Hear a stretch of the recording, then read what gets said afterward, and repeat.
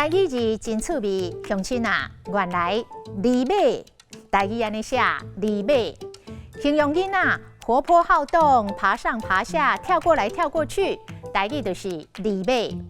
这个囡仔话袂听，安尼爬悬爬低，跳来跳去，真李马。查某孙仔2岁外，连伊爬起哩碰椅，连伊爬起哩桌顶，阿嬷甲念讲：你若要食李马，连伊搬落就莫伫遐哀。啊，若厝内底踮袂牢，真爱四界溜溜去、爬爬走，都会讲是野马。阮有时大念讲，阮是野马，是为细汉念到大汉。另外算命，若命中带野马，讲因较袂落来，较会牵线骚动。啊，若真爱过街四界去，嘛会当讲是野卡。伊自细汉就定定互爸母念讲真野卡。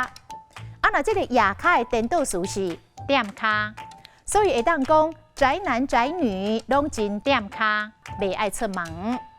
今仔日的台语字李马、野马，实在真趣味。